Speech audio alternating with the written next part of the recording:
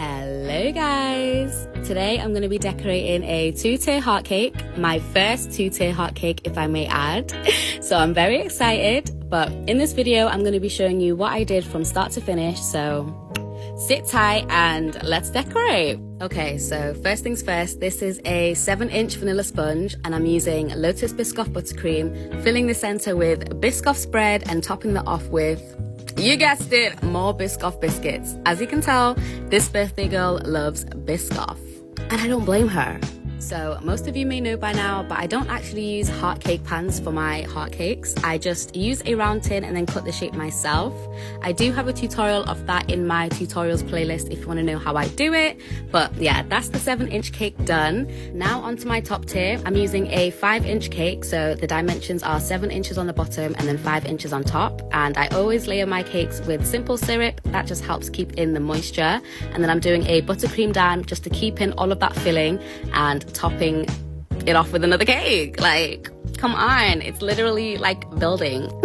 Sorry, that was really bad describing, but I am writing my ebook currently, literally about all of these skills, so stay tuned for that and I'll be a lot more coherent in writing. But anyway, onto the crumb coat, guys. I did ganache, and you know my feud with ganache. Okay, we are working on something and I was impatient and I did not let my ganache set fully, so it was really runny and really difficult to work with, but I will not let ganache embarrass me again. So we persevered and what? It came out cute, so that's a win for me. Okay, when it comes to doweling, I can dowel a round cake, so I'm sure it's the same science doweling a heart cake. So I just traced out the shape of my heart and then I put 4 dowels in all of the corners, and then now I'm covering my cake in ganache. If you're wondering, Jane, why are you working with ganache so much? Basically, the birthday girl was traveling from Birmingham on the train to come and collect this cake, so I had to make sure it was stable. So even though me and ganache aren't on speaking terms right now, I had to whip her up because no way this cake is collapsing on me. No. So yeah, this is all in ganache.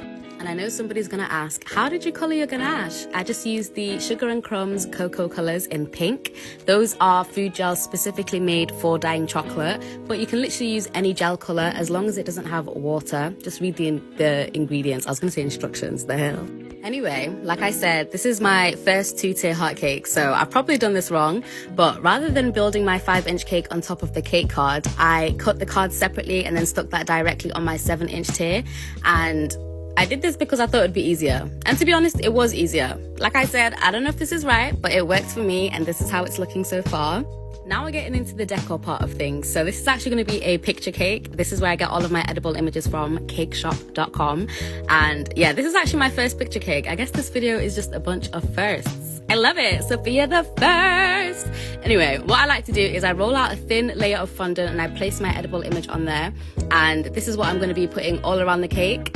Again, I just watched a bunch of TikToks and tutorials on this and it was surprisingly easy. Like, if I can do it, you can do it. Yeah, I believe in you. Also, I'm applying water onto my cake because fondant sticks really easily to water, so that's how I'm doing this magic. But can I just say, I'm actually annoyed because why this time I worked with ganache? It came out perfect, not a crack in sight. And then I go and cover it all in pictures. You can't even see all the work I've done, but it's okay. Onto piping. I used my 4B piping tip for the larger shells and then my 22 piping tip for the smaller shells. And this is all in ganache, by the way. Obviously, I had to add a crown, and then now I'm using my 18 piping tip to do this black reverse shell border. Listen, if this cake could talk, it would literally say, Betty, Betty, shot o'clock. Like, this is a body cake and she's turning 21, so obviously I had to add glitz and glamour. Before anyone asks, no, these aren't edible, but I did wash all of the inedible items on this cake before placing them on, so don't worry about that, don't worry about that. But in her inquiry, she literally said that she wanted this cake to be big, blingy, glammy, Beyonce, like she wanted all of it. And I gave her all of it because what? I am a magician. No, I'm not. Hey, God forbid. But yeah, guys, she was so happy with her cake. Even I'm so happy with this cake, considering it's my first one as well. I ate that. But yeah, it's so sparkly, so girly, literally everything that she asked for. And yeah, the cake made it in one piece back to Birmingham. So as always, let me know what you guys think. Bye, cuties.